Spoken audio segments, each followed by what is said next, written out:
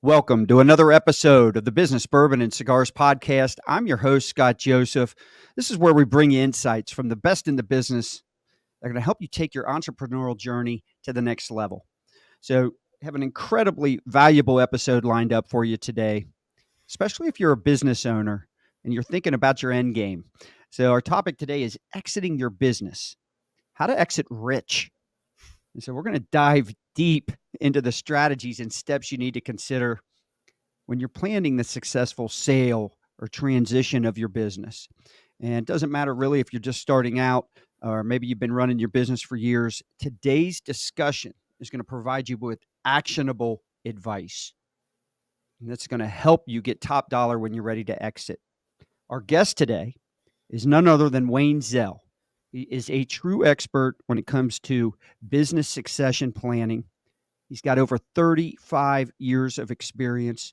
He's the architect behind hundreds of successful business transactions that have literally saved his clients millions of dollars. He's here to share his insights on how to plan and execute a successful business exit, even under the most daunting circumstances. Now, before we dive in, if you have not done so already, I want to remind you to subscribe to Me Plus Ultra at meplusultra.com and subscribe to us on our YouTube channel, Me Plus Ultra Network. By subscribing, you're going to stay updated with all our latest content, including interviews with industry leaders, tips for business growth, and much more. Having said all that, let's get started. Wayne, welcome to Business Bourbon and Cigars. Thank you, Scott. It's great to be here. It's great to be a guest on this very aptly named program. I love bourbon, and cigars are pretty good too. So, all right. So, what's your favorite bourbon? Wow, that's a tough one. People ask me that too, and it's hard to answer because it's easy to say the real rare ones. Pappy Van Winkle. Yeah, it's easy to say. Right. That's what I So I'll go dollar for dollar. My favorite is a Weller 12. And I can say that because I've actually gone into bars and I'll say, hey, I want to do a little tasting. Give me 3 blinds and I'll pick the 3 bottles, but they won't tell me which is which. And back before COVID, when I can actually smell better, I would sniff, and I always chose the Weller 12 against other good bourbons by smell and taste. So it would always win both. So that's how I know You're in the right ballpark. One of my good clients owns one of the biggest and best wine and liquor distributors in DC, and it's very famous. It's on Capitol Hill, and they've been there for like 50 years. And this guy has a nose that is unmatched. And I was there not too long ago, a couple of weeks ago, and I said, what bourbon should I get for my son-in-law for his birthday? And because he loves bourbon, and he said Weller, and he handed me a Weller 15, which was not inexpensive, but I said, this is for my son-in-law. So he said, and this is an expert, that it's really one of the best tasting, and well priced. Well, that's exactly. Well, if you can get it, if you can find it, you can find it. Priced. He has everything. Everything. So I was at a party, Derby weekend, a few years ago. This was Oaks night, so the Friday night before Derby, and the party was out at Stitzelweller, and that's where Julian Van Winkle and Pappy and all that. It wasn't invented there, but their family owned Stitzelweller before they sold it. Right. And so this Diageo bought it, so it was a Bullet and Blade and Bow party. Okay. And so we're at Stitzelweller. That's pretty good. Oh yeah, I like Blanton's. Oh, absolutely. The Julian Van Winkle was there. And so we're standing up at the bar. I'm having a conversation with him. Cool. And he pulls out of his sport coat.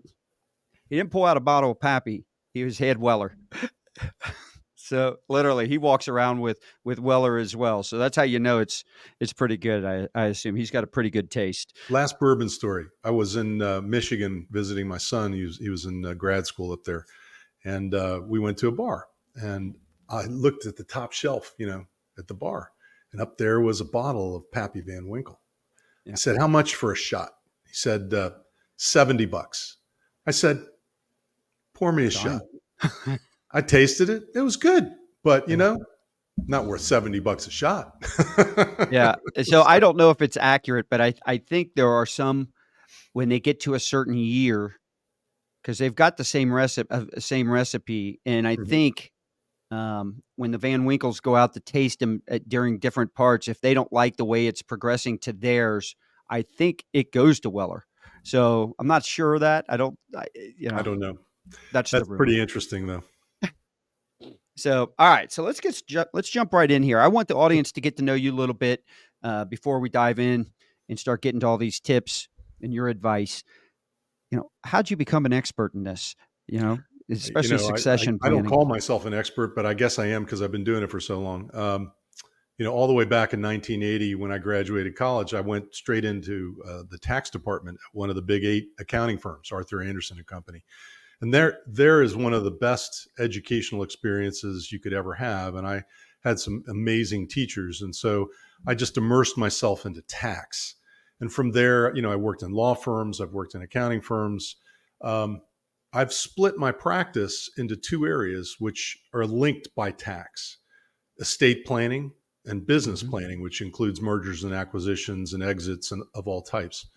And I've just been doing it for, I guess now 44 years as a CPA and about 40 years as an attorney. So you get good at it if you do it long enough, and you have to be creative and you have to be a solutions guy instead of a deal killer. So some lawyers walk into a deal and they'll kill a deal because they say, you can't do it this way. Well, my way of thinking is, if I can't do it that way, let's find a way that Wow. we can do it so that the client can be happy. So I guess, and then lastly, I wrote a book last year called Your Multi-Million Dollar Exit. And in the book, I just include lots of stories and examples of how people have successfully done it and how people have screwed it up. And so there are ways that things that you should do to plan in advance to make sure that you have a successful exit, whatever that is. So why, in your opinion, why should people start planning their exit at the beginning? Oh, Because and before you answer, yeah. because you also hear the other end of the argument, right? You hear, man, businesses that plan to exit, and I don't agree with this. Businesses that plan to exit never make it at the same level because that's all they're thinking about instead of what's right by the client and this and that. And I think I agree with it, but I don't think it applies to the reason you're saying to plan early. So Yeah, I agree with you. I think planning for exit doesn't mean planning to sell. Okay. Planning for exit means planning to build a legacy that you might leave to your family. Planning an exit might include your management team that succeeds and purchases the business from you or acquires the business from you. It might include an exit, but it also will include your death or disability. And if you haven't planned for that stuff, then what sure. happens to your business? It might just dissolve and go down the tubes. So when I'm talking about exit planning, I'm talking about all aspects of it, not just planning to sell. And so I've got clients who are in their 70s, and I ask them, when are you planning to exit? I'm not. I love what I do, and I'm going to do it till I die. Okay, fine. That's not anathema. It's not a problem. All right, let's plan for what happens if you become disabled, or you're in a coma, or you become incapacitated, or you die before Yeah. you expected to. What plans do you have in place to transition the business successfully to whoever you want it to transition to? What So a start at the mess. beginning. Yeah, what a mess that would leave. Um, I'm involved in several businesses, and in 3 of them, or I should say 2 of them, we had a partner pass away. It was my Okay. father. Okay. And so, fortunately, in the operating agreements, we did have planning for those type of situations. But it was 2 different by the way, it was 2 different plans, and I'm gonna ask your opinion on this. Sure. 2 different plans. One, have it appraised or determined where we can all agree on the value, and of course, my mom survived, so it put me in a horrible spot because I've got outside partners who obviously want the valuation to be lower. I got to battle for my my mom, and I'll try to go against that and raise it, right? And then the Yeah. other one was clean and simple because it was written into the thing. It's book value. All right. We just went by book value and a multiple and moved on. Okay. So what I liked about that, it was clean and done. I Yeah. didn't have to, I mean, the other one Well, took a little there are longer. many different ways to value businesses. I mean, the traditional way is to have an appraisal and determine the fair market value of the business, right? Yep. But instead of using book value, which I object to vehemently, because it doesn't take into consideration goodwill of the business or the owner or the principal. So what you could do is do a formula valuation that's based on a multiple of EBITDA, earnings before interest, taxes, depreciation, amortization, that might not reflect the multiples that are being thrown around in the marketplace today, but it's higher than book value for sure. And it also depends on the industry that you're in. If you're in a heavy equipment based industry like construction or repair businesses or even equipment rental, I've sold equipment rental businesses before. The equipment becomes a major component, but still, what the buyer is paying for is for the ability of the business to generate revenue and profit into the future. And so there's transferable value that if the founder dies and there is no transferable value, then the values should be severely depressed. But if there's transferable value, meaning that the business can continue operating without the founder or the person who's being bought out for that matter, then it becomes an exercise in valuation. And appraisals are one way of doing it, but there are many other ways. What would you say some of the key, I guess, factors are that entrepreneurs need to consider when they're, I guess, building their succession plan? Yeah, building their succession plan, planning for their Yep. successful exit. The first thing you got to do is figure out what the business is worth today. So you should have some kind of appraisal done on the business, having an outside appraiser come in, your CPA, somebody with experience in valuing businesses. Then you've got to figure out, what do you want from the business over time? So if you're planning on exiting in 10 years or 15 years or 20 years or 5 years or whatever, what do you need the business to be worth so that you get what you want out of the business and what you need out of the business? Because once you sell it, and I've had this experience with some very big clients, once you sell it, you lose your salary unless you continue working for them. You lose all the benefits and perks of running through all your stuff through the business and getting deductions for it and depressing the income and the income tax. So you lose that leverage that you had. So you've got to do some comparison accounting. You've got to figure out, how much would I get from the business? How much do I need from the business? When do I plan to exit?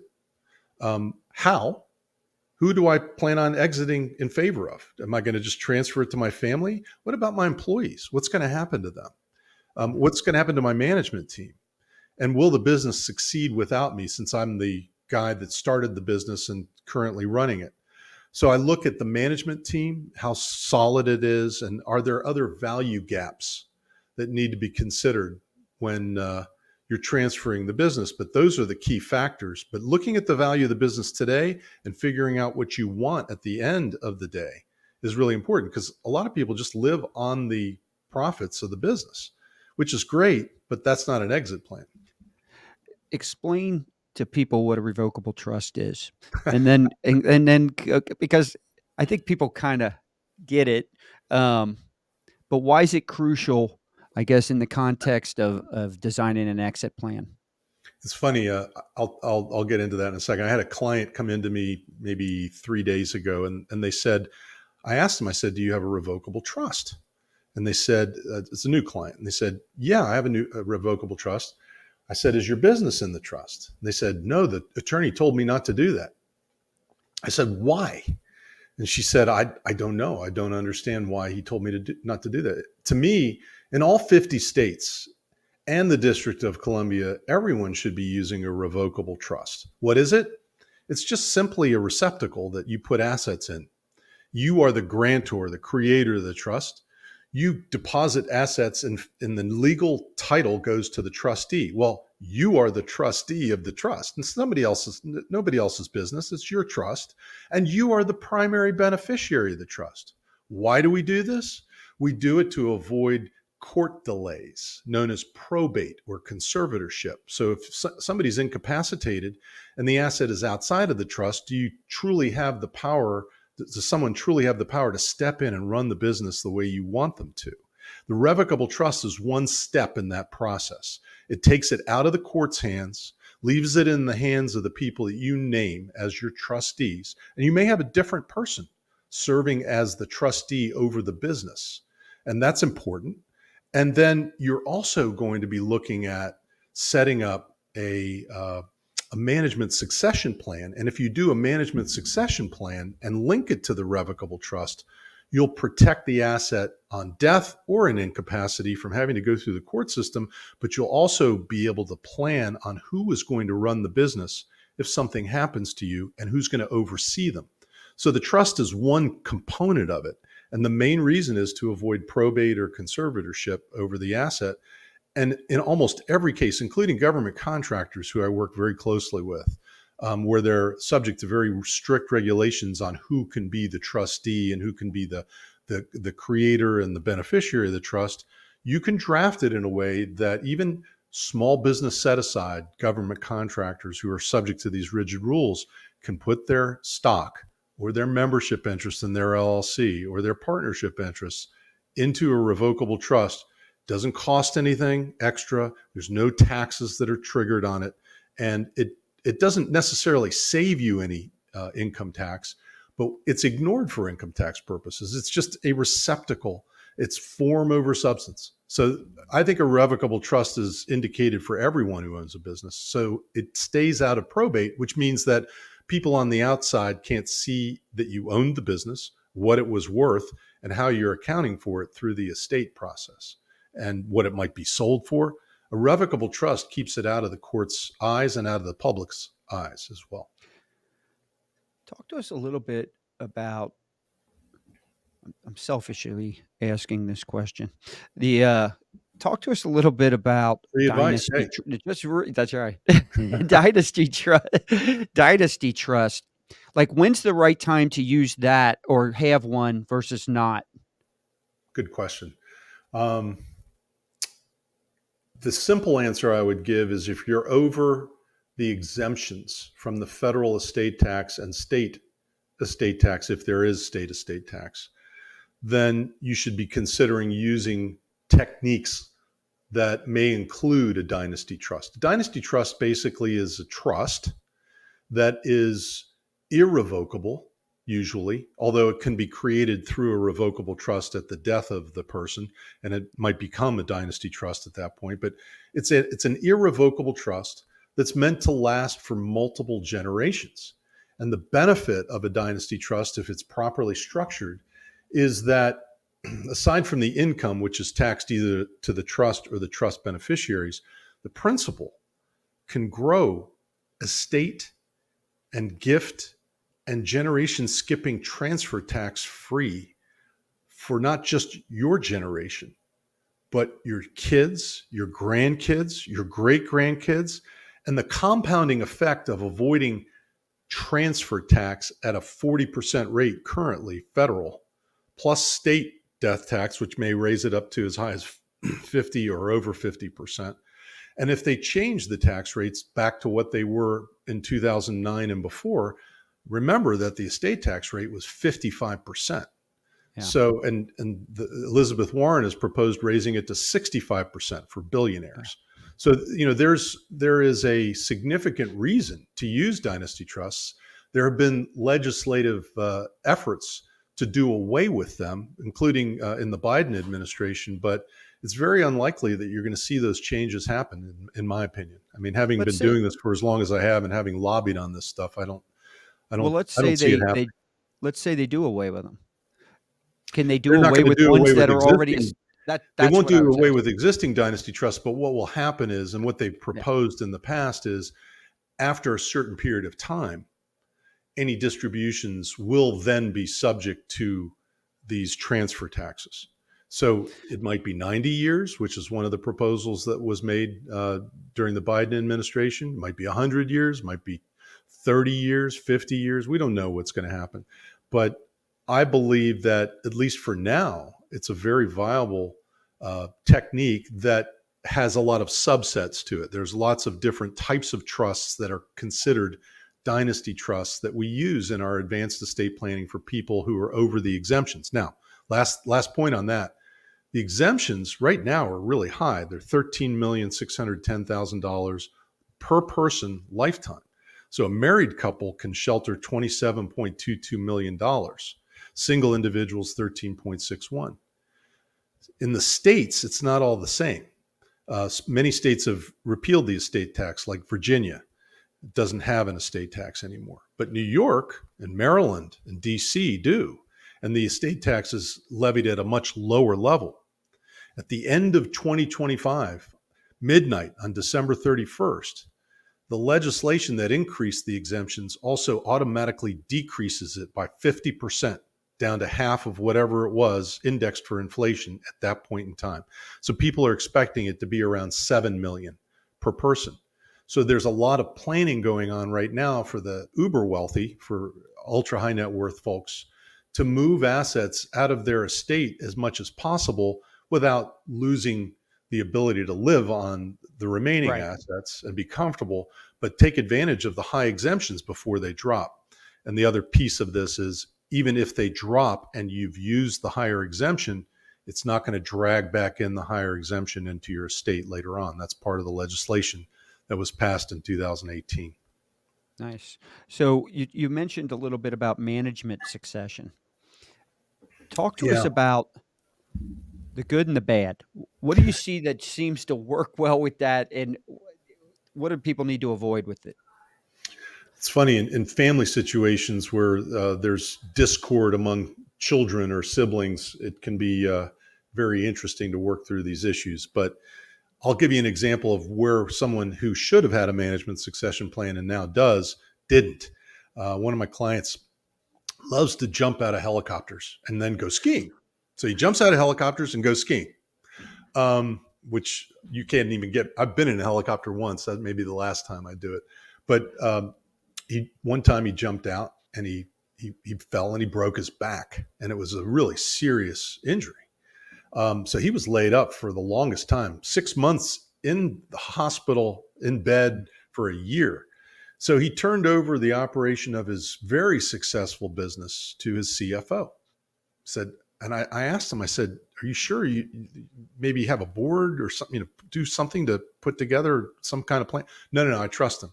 Came back a year later, $1 million revenue loss and another $500,000 missing in cash. The CFO had absconded with some of the business and then diverted some of the business to a new entity. With a management succession plan, you're doing two things. You're planning for the short run. So if something unexpected happens to you, you have an accident, you die, who is going to run the day-to-day operations of the business? Now, you may have a very small team and they may not be able to handle all aspects of that business. That's part of building the plan. We've got to fill in the gaps in terms of who's managing the business. Number one. Number two, what are they being paid? We want to make sure that they don't just up and leave when something happens to you. So we want to make sure that they're going to get their salary, they're going to get their bonuses, and that they may qualify for some other additional optional benefits like retention bonuses to keep them there, or a change in control transaction bonus if the company is sold, so that they'll stay and make the company more valuable as time goes on. The other piece of this, which I was alluding to in my example, is you got to have a board of directors, if it's a corporation, or a board of managers for an LLC, that oversees the people running the business. Because if you don't, it's like the clown car. Everybody's in the clown car, they get out, and everybody's running around doing whatever they want to do. There's nobody managing the processes and making sure that people are held accountable for what they're supposed to be doing. So having a board of directors. Then who's on the board? Management succession plan might entertain, well, I've got a trustee of my revocable trust. It's my spouse, or it's a friend of mine, or maybe I have a business trustee, or maybe I have a committee of people. They're on the board. Maybe it's another family member that might be affected by the continued operation of the business. Maybe it's one of the inside people that are managing the business. And then in addition, maybe it's some professionals who understand finances, your industry, and unique issues that might come up that need to be taken care of and need to make sure that you're managing these people that are running the company. And obviously, the larger the company, the more sophisticated the plan. But, I have this for companies that have one owner who has 100% of the ownership interest in the company. We still have to do this plan because what happens if something happens? And so we have done it for the guy that jumped out of the helicopter and dozens of other people. It That's why reminds me you of need it. the guy from, I think it was Along Came Polly or whatever that movie was, where they was trying to get insurance. He's Yeah, that's a skydiving good off movie. buildings. But But the last thing I was going to say is the key yeah, here on the management succession plan. It's got to reference the trust, and it's got to be include the trustee in this plan, and the trust has to reference the management succession plan. So there's yeah, a tie-in to the two documents, because one without the other still doesn't accomplish the objective of making sure that the company is going to be handled right. Because if the trustee owns 100% of the stock, comes in and says, I don't like any of you, you're all fired. If the management succession plan doesn't say that, the trustee can't do that. And so yeah. you want to protect the employees too.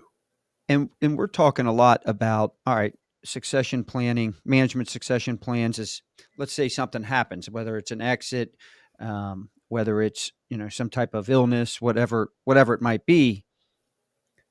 But there's another benefit to it. There's a lot of business owners out there that could be very passionate about what they do, especially early on in business.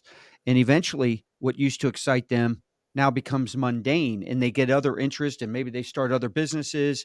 Their attention goes somewhere else.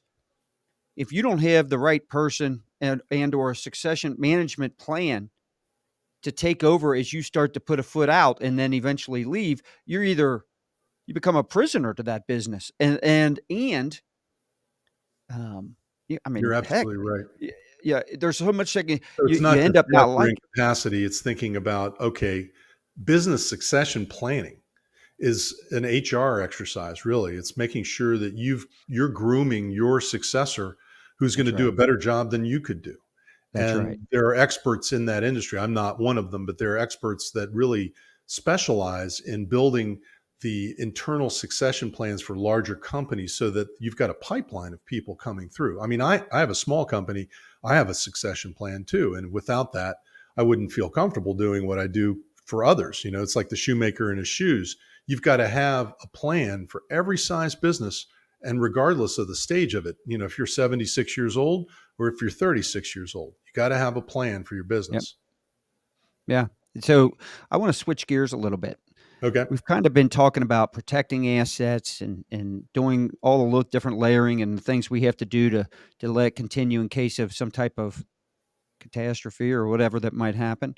But now let's just talk about how in the heck do I increase the value if I want to sell it, right? Because in the end, first off, it shocks me how many businesses that could have sold just end and because they never thought to sell it. That blows me away. But let's just say someone's like, all right, I'm getting to the point where I'm thinking about exiting.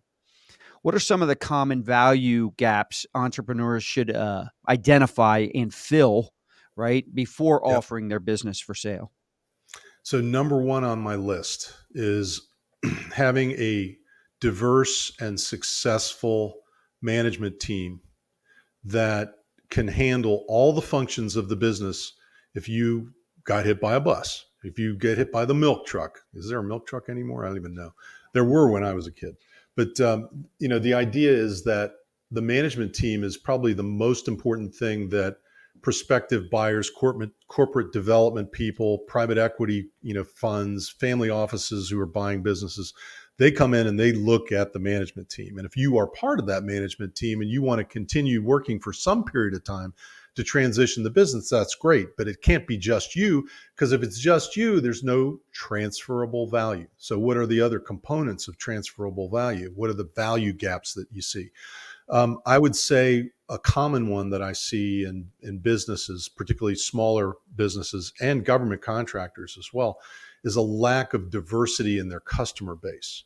So a diverse customer base, a diverse supplier and vendor base, and Another, key factor is how much recurring revenue do you generate in your business? And, Yeah. are these customers that have been with you for a long period of time, and can you keep them? You're in the car business, Yeah. exactly what that is. Yeah. It's not just selling a car and that's it and they disappear. Yeah. It's selling it, servicing it, making sure that you're following up with these clients from time to time, remembering them so that they'll come back and buy their next car from you. And it's the Yeah. same thing in any service oriented business or product business. Are you doing a good enough job to keep people coming back? The other thing I've noticed in terms of value gaps, and this is something that I take from Gino Wickman's book Traction, Yeah. which is a great Yeah. book, and it talks about the entrepreneurial operating system, which I believe in heavily. Is, do you have the right people in the right seats? Because if you don't, it's not going to work. Do you have a good culture and a value system that everybody abides by? And then, even not more importantly, but as important, is, do you have processes that allow you to run the business efficiently so that you can do repeated tasks without having to start over every time? So do you have processes for, in my business, assembling, building trusts and wills and merger and acquisition agreements? And how do we do that? And how do we do due diligence for a client? What's our process for doing that? And how does a client do that? How do you get the client to do that so that they can be prepared for the exit? So, and then lastly, I think the other value gap is not having good books and records. You want to have good financial statements, and Yeah. you want to have financial statements that are GAAP based, generally accepted accounting principles that abide by accrual principles, because that's what a buyer's looking for. Most small businesses use just a cash basis, taxpayer, financial, if you will. It's their tax return. But having good financial statements doesn't have to be audited, just has to be prepared properly with good footnotes, and having good books and records, your good corporate records, minutes and consents, codifying activities that were taken by the company, keeping your all your leases in order, all of your employee records in order, all of those things. I think it's absolutely critical to have good books and records and a good, set of documents, so that when a buyer comes in to do their due diligence on you or anyone, a bank, they get comfortable when you have your stuff together. So I think just like stocks, if someone's looking to sell their business, they want to sell at the high, right? And that could be like, we're cranking along, but it's time for me to go. I'm ready to do something else, and or economic forces that might make it the right time to sell. It's, Right. it's right now it's a high, but let's just say someone's looking to sell right now, and then we're staring at an election that nobody knows what's going to happen. And so what does that mean over the next 4 years? And let's say it goes down. I mean, how do you protect yourself, your business, if you're looking to exit in a potential downturn, or if you're Wow, in a that's a great downturn? question. And I've been through multiple downturns, starting all the way back in 1985, 91, 2000, 2008.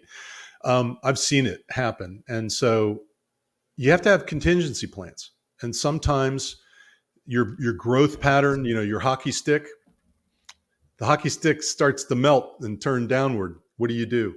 You have to have contingency plans. So that's number one. Have a good contingency plan to plan for market opportunity changes. If you have the ability to sell your business at a time when it's sellable, then take advantage of it if it's the right time for you. But I've had clients come to me and say, I can get $30 million for this business, but I want to grow it to 100. So oftentimes when the economy turns down or the government shuts down or things happen that we can't predict, including the election, Yep. you just have to be able to be nimble and adapt. And so being adaptable, I think, is the best way to describe it. But having a contingency plan so that if revenues drop by X%, here's what I need to do with my workforce. I may have to lay people off, or I don't think we're going to ever see another time when you have an infrastructure bill that comes through and allows people to borrow money from the government and then not have to pay it back. I just Yeah. don't see that happening again. Oh, we're going to have to pay it back. Yeah, somebody's going to pay it back. You and me are going to be paying it They're back. going to be, somebody's going to figure out how to get it back. But I think having a good contingency plan is key here. So So you mentioned earlier thinking about, if you're exiting out or selling the employees. Now, if I'm selling a business, obviously there's only so much I can do about that, right? Um, but what are some steps that someone selling a business can do to protect, ensure that the team is well taken care of? Yeah, there are things called golden handcuffs, which translated loosely means that you provide them with an incentive to stay. You could give them equity, although I'm not a huge fan of doing that. I'd rather give them what's called synthetic equity, phantom stock or stock appreciation rights or something along those lines. You can give them a promise that if we sell the business and you're still with me in the end, I'll give you a transaction bonus, a percentage of the proceeds of the sale. You can build a management succession plan that outlines their comp and talks about their bonus opportunities. So having a good bonus plan in place, long-term as well as short-term incentive based, and then having retention bonuses. If the company's sold, if you stay on for some period of time, I'll give you an extra bump, which we just closed a transaction last week, $32.5 million deal. And several people got change in control bonuses as well as retention bonuses because we want them to stay, because there's an incentive for the founders because they're going to get an earnout or additional compensation later on if things work out really well. So we want them to stay. And then to me, culture is one of the things that gets lost in acquisitions and sales. So when you're looking for a buyer, you should be thinking about your employees if you really do care about them, if you're the seller. And I've usually represented sellers. And so understanding what your culture is, obviously, and your values, and then looking for buyers that will share that value set. It's hard when you're dealing with private equity firms to find that. And Right. The reason I say that is because private equity firms are driven by economics and finances first, and by culture and other things second, even though they'll say, we're here to preserve your culture and we're going to let you run your business. Well, if things don't go the way they should, like when COVID hit, they're going to come in and make changes. Whether they're good or bad, you may not have control over it. So you're looking for a buyer that is going to be fit. It's going to fit with your culture. I'll give you one example of that.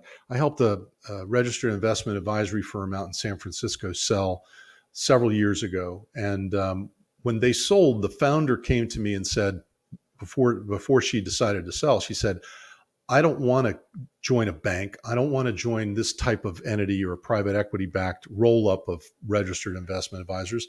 I want to join a group that's like-minded with us. So they really narrowed down the universe of who they could talk to. But they found a family office to buy them that was running a similarly situated type of entity. And it's become a marriage of equals, and they're extremely happy. So she knew what she wanted when she sold, and it was really important to maintain the culture and keep the employees happy. And that's what she did. And I think that's real important for sellers to consider. Now, some sellers are like, I don't care. I just want my money. But that's not the one that's going to make the employees happy and make them stay on with the buyer and have transferable value for the buyer, because the buyer is not buying it to give you the highest price. They're buying it to give you the lowest price so that they can reap the benefit of the upside down the road. That's right. And that's just, human nature. So, Yep. Let me ask you, I think there's a lot of business owners out there who stay too long, not because of economic reasons or anything like that. It's just they don't have a game plan as to what the heck they want to do next. And maybe the business is their identity.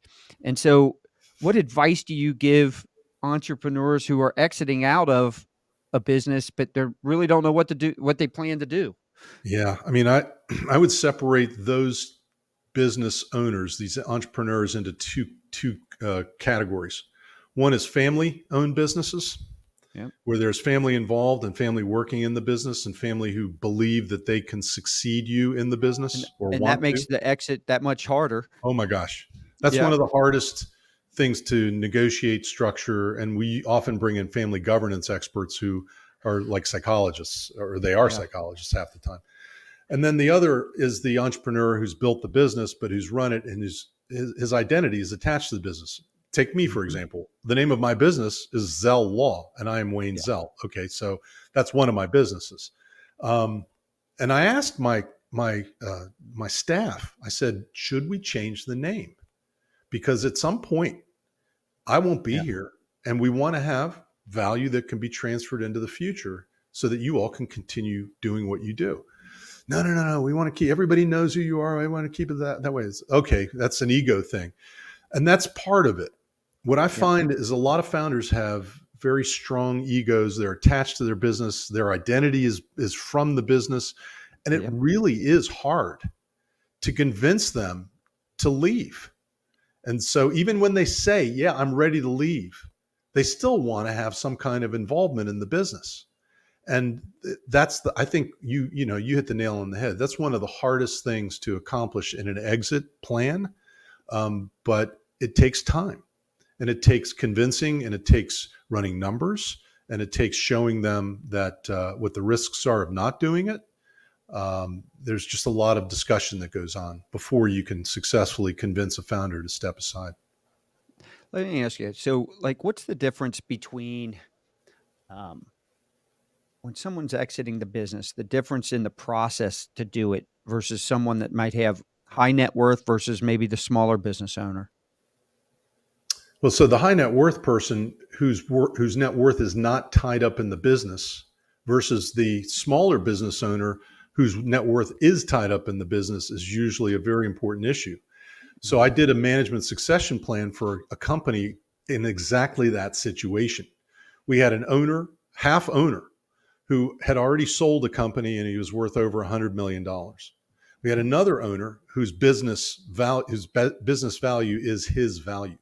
And he wants to sell the business to reap the benefits that his partner has. The partner's like, let's just keep running the business. This is great. He's getting the benefit of it. Doesn't need the money. That's an interesting concept, especially when you have two in the same business. But it's a lot easier to plan for somebody with a very high net worth who's got liquidity outside of the business, because they're not as wedded to getting the highest price possible or a certain price for the business as the individual whose whole net worth is wrapped up in the business. So it's a lot riskier. There's a lot more anxiety. And they take it, the exit, it becomes a very emotional issue with them. Again, on the ultra high net worth, they've bought and sold businesses probably a couple of times, and they've reaped the benefits of it. They know how it goes, or that maybe they inherited the wealth. I rarely work with people with inherited wealth. It's almost all entrepreneurs that I work with, and they all have the same characteristic: is they work really hard. They love working. They love what they do. They love creating things, and they don't think about the exit at the beginning. Yeah. And so my job is to help them think about it, but not obsess about it, and then plan for it, but not obsess about it, and get other people to help you do it. Get a good team around you to help you do it and not obsess about it. So let me ask you, share with us a memorable story. I want to know, like, man, I really helped this guy or woman, this entrepreneur exit. And man, it was extremely successful and lucrative for him. Well, I told you the story about the RIA in San Francisco. Here's another one. Around the same time, it was about a year before, one of my clients who I had worked with since he basically started his company in the 1990s, ultimately came to the conclusion that it was time to sell.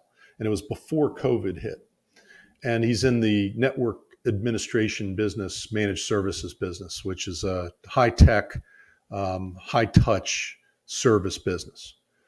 He had grown that business from 5 employees when I first met him to 375 when he was finally decided, because every year for the last 10 years, he had gotten solicitations from private equity firms, from investment bankers. Everybody wanted, they wanted a piece of him because he was a classic example of a successful purely organically grown business. He maybe acquired one business in the whole process, and it wasn't that successful, the acquisition, because they had their processes and their way of growing their clients and servicing their clients. And it was a it was a rough exit for him because of his attachment to the business. He created the brand. He was the brand, and everybody knew that he was the brand, but he had a great management team, built a great management team around him. So the hard part was getting him to finally admit that it was time to go, time to sell.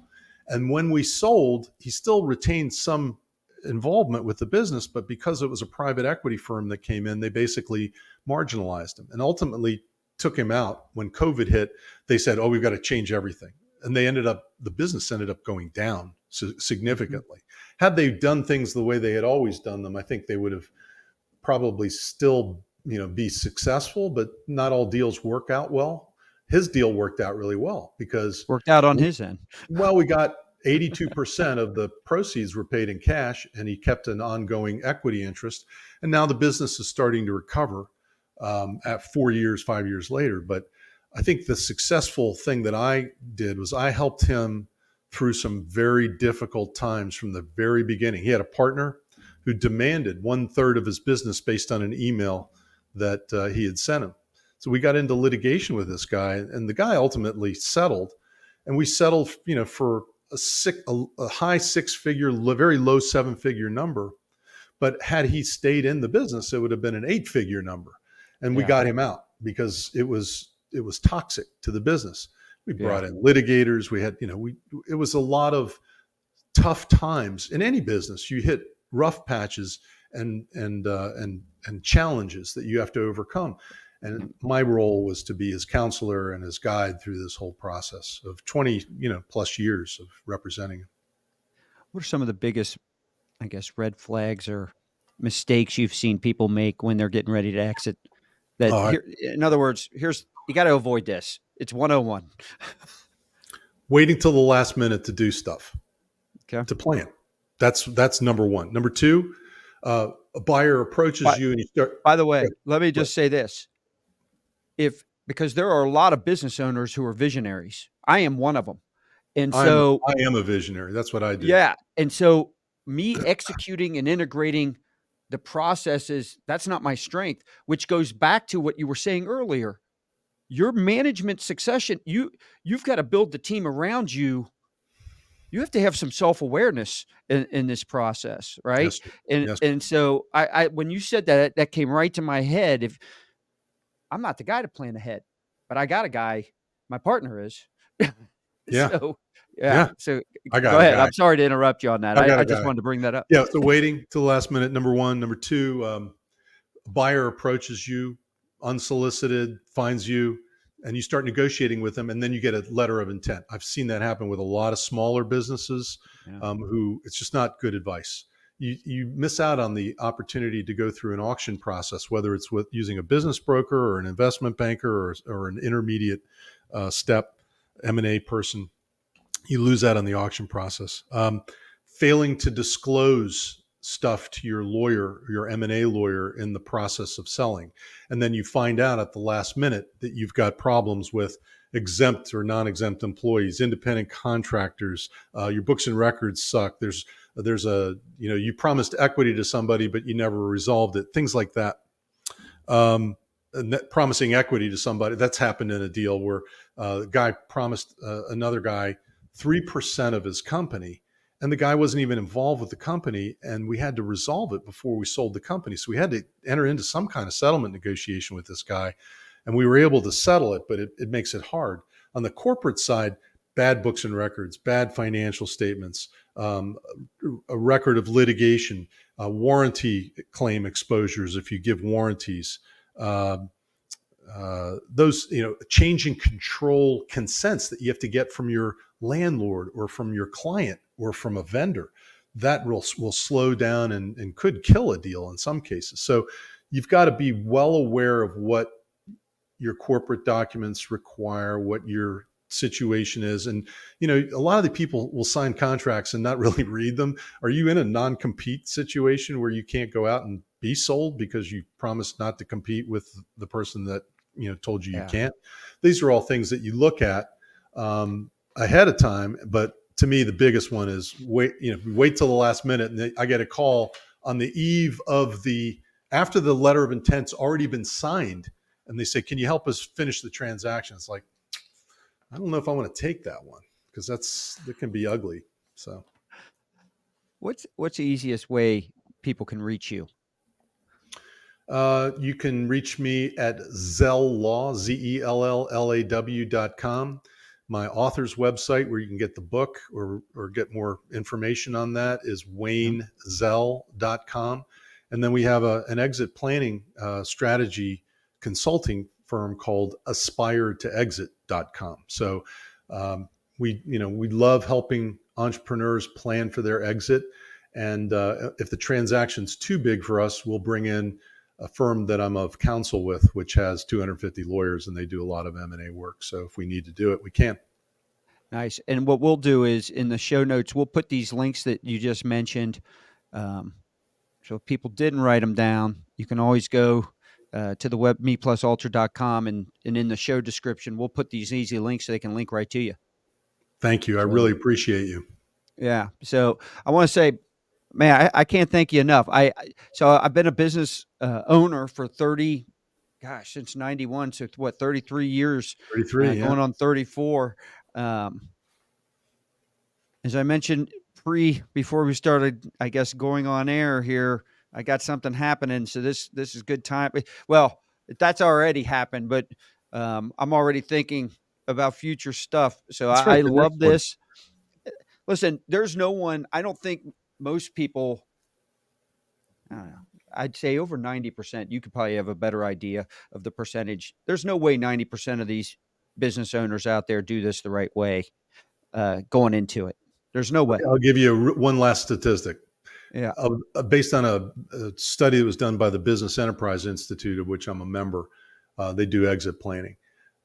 They calculated that 56% of all business owners, including very small business owners, have no succession plan, but they want to exit in the next 10 years. Mm-hmm. That's 56%, but it's more like, you're right, it's more like 90% have no plan. I think it's closer to actually 75%, not 90%. In any event, it's good to plan.